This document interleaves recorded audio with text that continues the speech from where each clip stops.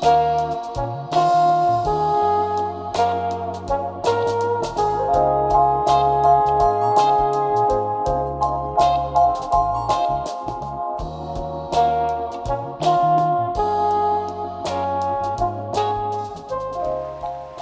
doing a great job.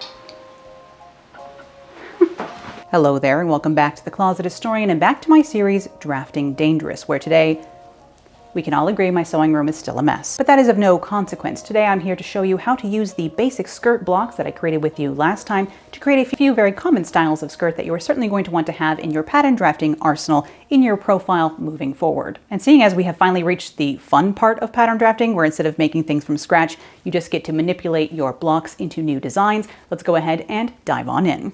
And speaking of blocks, once you have finalized your patterns for both your bodice, skirt, and sleeve, it can be useful to trace the finished version onto a thicker piece of card. In this case, I've used poster board, and I recently grabbed some thicker poster board from Blick Materials online. But you see me trace and use this blue poster board version of my skirt front pattern all the time here on the channel, and today I will use this pattern to go ahead and demonstrate some principles of skirt pattern design and manipulation. Because here at the top of this skirt pattern, both my front and my back in my case, I have darts. They still represent the same sort of fit fullness, dart fullness, what we use to create the fit of our garments, and can also be moved, manipulated, and transferred into different style lines or different designs. And here are some examples of the flexibility of skirt darts from the Armstrong text. I can link below to this page, and I will be going over one of the designs from the bottom three here with you today. But just in general, yes, the skirt darts can be moved. You can radiate them from this point. It's not an apex, but it is the kind of high point of the curve over this area of the body. So it's not the high point of the bust, it's the high point of the hip, in this case the front. And on the back, the dart points represent the sort of highest point of the bum in turn. So using dart manipulation in the same way you've seen me do on the bodice, I can go ahead and manipulate these darts into a different style here for the front of my skirt. I have just taken a tracing of the very top portion of this, that way we don't need to waste any more paper than we have to today while doing these demonstrations. And I'll go ahead and replicate this demo from the lower left-hand corner of the Armstrong page I just showed you, as it is technically one of the more complex designs from that page, seeing as this takes the dart fullness from the second dart closer to the side seam and uses both that dart's fullness, that fit fullness, in addition to additional flare to create this gathering down into the first dart point. But I will show you how this design detail is added in without affecting the fit of, say, the side seam or the waist seam. So first thing I'm going to do is draw a line perpendicular from my side seam over to this dart point of the first dart, and also through the point of this second dart, which I have extended down to meet that. My darts aren't the same length, that's just what I've found works for me over the years. Yours might be, yours might not be. If the two dart lengths are within like 1.5 inches, I think you should have no trouble following traditional instructions like those featured in Helen Joseph Armstrong's book, and most of the other texts I have referenced so far in this series. But I'll go ahead and slash down this second dart, the one on the left-hand side here, and close that up. You can see that has now opened up that same amount of dart fullness into the side seam as opposed to into the waist. And you could just move your darts over here if you wanted to. That is one option. But I will go ahead and close the second dart so you can get a full idea of what that would look like. If you wanted to go ahead and close up both waist darts and put that into a large, slightly curved side dart, I guess. Side dart into the hip in this case. This could be a fun seam to add a pocket into if you wanted to create a seam here instead, which we will get into a little later in the video. But if you were to close this up, it would create the same exact shape. We haven't changed the fit at all yet, as you can see, hopefully. I will go ahead and draw 2 lines from the side seam in towards the first dart indication, so that I can add additional flare in here to create the extra gathering we will need for the style here on the right. And to do so, I will actually have to put this back together. I only swung this all the way close so you can see what this looked like with all the dart fullness in the side. But I will line this piece back up over along the side seam again, where it belongs. You could add more fullness in here if you wanted to by swinging this open. How much gathering you add into something is something that you will learn through trial and error, but also is very dependent on the textile you intend to use for your finished project. Thinner fabrics allow for more gathering. The thicker the fabric, the more annoying gathering will become. So, and less pronounced it will look actually in the end as well. So just be careful. If you have a medium to thin fabric, you should have no trouble adding a significant amount of gathering in. If you're doing something like a sleeve puff or something like that, you can add quite a lot in if you're using a lightweight fabric like, say, a chiffon. Not that that would be the most fun to sew, however. So keep that in mind. And I will cut down the 2 hinge points that we have created here to add an additional flare. And I'll cut off my excess just so you can see what's going on and don't get lost. All right, so I am going to add in a bit of additional flare here, probably about an inch per section that I've opened up. You can see that the Armstrong text suggests making more lines, areas for flare here. You do always want to distribute extra flare when you're adding it in, or extra gathering, that kind of thing. Extra fullness when you're adding it in for style reasons. It's nice to distribute that, but I don't think I need to do much more than just these 3 sections. It's no big deal here on this side of the skirt. I'm not adding in a massive amount of gathering. And you can see that Oliver has joined me as I'm going to go ahead and tape down excess paper into the hollow we have created here. Now, I was thinking this is going to need seam allowance. It's not something that's indicated in this tiny illustration from the book, but to sew this back together here, you would need seam allowance because you need to gather this side down to fit it. If you were just making a dart over here, you wouldn't need seam allowance, but because we have made one side of the dart longer than the other, we will need seam allowance to be able to gather this back down. So we can see we still have a dart in here. It's just a very funky dart, and this side needs to be gathered down to fit inside. So I'll leave myself a little bit of seam allowance here, and that seam allowance will taper away to this dart point, and the end of this will be sewn like a dart. And to do so, this side would need to have 2 lines of gathering stitching put in, and it would be gathered down to fit the first side, and then you would sew this, pin this and sew this just like the original dart would have been done. So you sew off the end, sew off the tip of the dart, like you've seen me do here on the channel before, unless this is your first video, in which case, hello, welcome. There's hours of me speaking to you about darts on this channel. Always watch the dart video first. I feel like it is the most illuminating of all the things I've put together over the years. But here you can see that the waistline is the same. In fact, that first dart is the same, but we have added in additional fullness and used the original fit fullness of the second dart to create this gathered section here along the side of the skirt. Can we hear the cat munching on its snackies in the next room? Possibly. Apologies. One of them has decided this is a mukbang, whatever the heck that means. Now, if you are not comfortable sewing this very funky dart, you can go ahead and just create a full-on style line here and separate this into a gore. So if you wanted to separate this down to the hem, which in this case is a very, very mini skirt, but you get the idea, you could go ahead and separate this off and add the full ½ inch of seam allowance all the way down this seam and then sew this together like a more traditional seam, I suppose, instead of having to sew that as a dart up there, because that is a little bit confusing if you're newer to sewing, but either way, the results will look very similar. So unless you were color blocking, you don't really have to do this. But that is just one example of how we can use the dart fullness at the top of the skirt to create a different style entirely. And the basic block skirt is designed to have a center front cut on the fold, but you could of course always add seam allowance along the center front if you wanted to have a center front seam, which is great if you want to do 2 different things to each side of the skirt, or if you want to do some color blocking or texture blocking, as I am often want to do myself. And Oliver is making sure that his flicking tail is distracting us all the while. So you can add seam allowance, of course, along the front. You can even put your zipper in the front if you want to. Mostly seen on denim skirts that, and not really a favorite of mine. But something else you have seen me do here on the channel before is use these darts to turn this into a skirt with a yoke instead. Now that's a yoke, Y-O-K-E, no L in there. This is not breakfast, this is a design detail. You can shape your yoke however you like. Let's just do something rather traditional. Slightly triangular yoke here. I will go ahead and just cross through the dart points. This one is going to cross a little high into this dart. There's about 1/8 of an inch hanging out past the tip of this. If that's under 1/4 of an inch, I say don't worry about it, because you will be able to ease the difference in between the 2 pieces when you're sewing, unless your fabric is made of like, I don't know, weird pleathery Teflon. If it's made out of a woven textile, you should be able to ease that extra bit in. If it crosses through the dart point any higher than that, like above the dart point, I suppose, then you start running into some trouble. But you can always gather in the excess on the lower portion of the skirt, or just sew the remaining tiny bit of a dart left on the main body of the skirt piece and have the yoke be smooth atop of that. Though of course the easiest way to create a yoke pattern is to make your style line cross through the pivot points of the dart points here, so that the darts can simply be layered closed. And of course, because I have added a style line here, cut the pattern apart, that does mean I will need to add seam allowance onto my pattern, because personally I like to work with patterns that have seam allowance involved. Some people work with patterns that have no seam allowance. It's really up to personal preference. I'm sure there are many people who say there is a right way and a wrong way. In my sewing parlor, I use seam allowance on my patterns, but you do you. And yes, I will go ahead and layer my darts closed here on the yoke piece. And now that fit fullness has been basically shifted into the side seam here, as you can see if I'm layering these 2 things closed. But instead of having a dart in the same way that a princess seam still uses a style line for fit reasons, now we have used a style line to fit the front of the skirt in a similar fashion. And you would do the same order of operations for the back of the skirt, just making sure that your yokes line up along the side seam if that is the particular style you're after. Of course, you don't have to use a yoke on the front and back. You can do just one or the other if you'd like to. It's always good to mark your grain line and your center front or center back or whatever other relevant information is going on onto your pattern pieces as well before you lose track of what's going on. I used some simple horizontal, slightly curved skirt yokes on a pattern last year when creating the Bug Barbie dress. Yes, this is what I ended up calling this one. And these corresponded to horizontal princess seams on the bodice itself as well to create a very highly decorated midsection here using a different fabric. Color blocking, texture blocking, whichever you want to call this. But if you'd like to see me work on some skirt yokes, you can refer back to that video as well. I will link it in the description.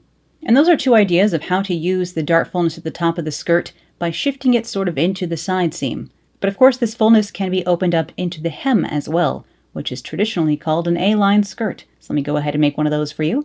I will extend a parallel line with the center front from the dart points down into the hem for each of the darts. And I will go ahead and slash and spread these darts along the waistline to open up this same fit fullness into the hem instead. Now, of course, because this fullness has a lot larger length to travel compared to the dart all the way down the skirt like this, and I make my skirts around 30 inches long usually, it will look like a much larger triangle than the initial triangle of the dart. But that is because the same exact angle is propagating along a further distance. So the angle of the dart from the shifting pivot point up here is the same. It's just because of the distance it has to travel that it widens up into such a large amount of flare. This is where secretive math is happening. Again, the angle is the same. If you were to measure it with a protractor, it would be the same. If you made your skirt only as long as your darts, they would be the same shape and size exactly. But because this angle is propagating along a larger distance, it opens up to a quite significant amount of flare at the hem. And the amount of flare created is kind of proportional to how much dart pinch out you need for your particular waist. You can, of course, also add in additional flare to this, which I'll get into in a moment. And often in vintage designs, especially 30s designs, you'll see that they have only closed one of the darts up at the waist, resulting in a slightly flared but still much slimmer skirt. But I will go ahead and fill in the new open portions of my skirt here. The flare that has been created by closing the waist darts into the hem, fill that in with some spare paper, of course using lots of tape on both sides, honestly. Tape down your floops. You only need your pattern to get caught on something, one of the floops to get caught on something once, to start using a lot more tape, because nothing is more frustrating in the middle of trying to lay out a pattern than ripping your pattern, honestly.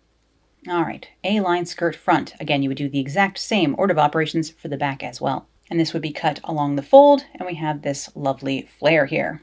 And I do have a video all about creating the A-line skirt pattern using both this slash and spread and also the magic method, and you can see that in this video. I'll link in a card. Now, if for whatever reason your skirt pattern looks like this, with no darts up at the waist, or even if you closed your darts in the last method but didn't end up with a very flared skirt because you don't have a lot of dart fullness inherent in your personal pattern, you can always just add in flare lines. In the same way we added on a bit of extra gathering in the very first style I showed you in this video, you can just add on angled lines from wherever you want the flare to originate from to the hem or wherever you want the additional amount of flare to flow. Hopefully this makes any sense. In any case, I'm going to come out about 3 or 4 inches from the center front. That's a good baseline, but just kind of proportionally maybe separate it into thirds along the top of the waistline. And then I'm going to draw again parallel lines down to the hem. And though we don't have darts to base the amount of flare on, we have to kind of just decide. We can still flare the skirt. It doesn't make any difference that there aren't any darts here. It still can be done. It's just, I guess the darts kind of give a good baseline for proportionally how much to flare the skirt. But that doesn't mean it automatically will be proportioned. It just means in the, I don't know, standard size version found in pattern drafting books, it would be considered as such, but that doesn't actually mean anything. Because of course there is no such thing as a standard size in any regard once it comes to humans and like biological beings, etc., etc. But once again, I will cut up from the hem to the pivot point I have going on here, which in this case is not the end of the dart, but just the waistline itself. Probably around 4 or 5 inches is a good place to start, but of course you can flare this much further if you wanted to. The more your waistline starts looking like a half circle though, or like a quarter of a circle, the more you're just entering into circle skirt territory. And the A-line skirt isn't supposed to be as flared as, say, a half circle or full circle skirt. It is technically a different style altogether. And it's much easier to draft circle skirts in their own way as opposed to trying to get there from the A-line skirts. So please don't make things harder on yourself and involve a lot more tape than needs to be. But you can see the principle does make sense. If you start adding in 45 degrees of fullness here, this starts looking like a quarter circle skirt almost, and then you, are starting to get into circle skirt territory, and it's just too much fullness for expanding an A-line, because at this point you're just creating a different skirt altogether. And of course, in amongst all the hundreds of different circle skirt tutorials here on the internet, I do have my own, so I can link that video in a card as well. But yes, no worries, if you don't have darts, you can still have an A-line skirt, you just have to go about it in a slightly different way. And the last very basic skirt modification I want to go over today is just turning your standard skirt block into a gored skirt. So what you're going to do is, again, draw down from the first dart point to the hem, and you can draw from the second dart point to the hem as well and separate this into more gores, but the traditional 3 gores across the front involve a left, a right, and then a central piece that is cut on the fold. So that is what I'm going to demonstrate for you today, but of course you can do the same sort of set of operations, separating down from each dart point as well. Or if you don't have a second dart, for example, you could just, again, create a style line out of nothing. You don't have to have a dart here in order to do this sort of separation. But because I do have this second dart, I'm going to go with the recommendations of, say, the Armstrong text, measure that dart and split the difference on either side of the first dart here. So in order to eliminate this second dart and maintain a similar fit up here along the waistline, I will take that 3/4 of an inch from the second dart and split it along either side of the first dart here, 3/8 on either side, and just taper that down into the same dart point. So we can end up with a skirt that looks a little bit like this 40s number here. So from now on, I will just ignore this second dart because we have transferred that fit fullness onto the first one, which does mean that the contouring up here is a tiny bit off. But as long as this second dart is under maybe 1.5 inches along that waistline, it shouldn't be that noticeable. Because again, we're making clothing out of fabric, which is a flexible, flowy, movable thing anyhow. But I will go ahead and turn this into a style line by cutting the dart away entirely, putting all that dart fullness into one dart as opposed to those two.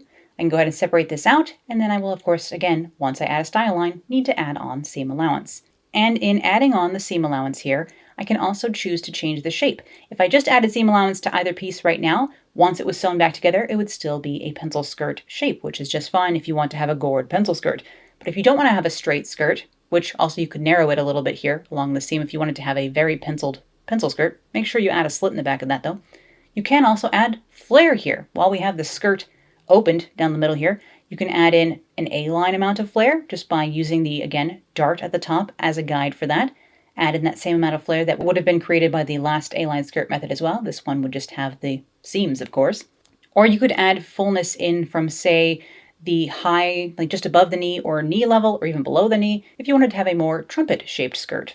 So I'll come down about 22 inches from my waist, which is about high knee for me, and add in about 25 degrees of flare here at the hem. There are other ways to create a trumpet style skirt as well, which I have also shown here on the channel before. I will link you a video in the description where I create this style with a separate circle cut flare instead.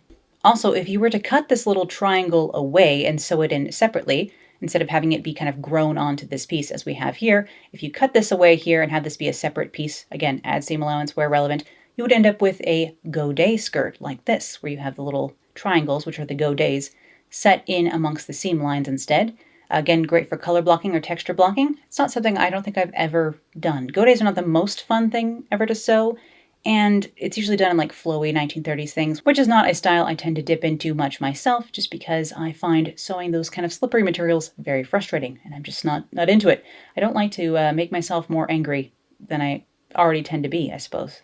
I don't tend to get angry about sewing much anymore after all this practice, but I do still get very angry at the state of the world, so no extra anger needs to be added into my life on a daily basis via a charmeuse or anything like that.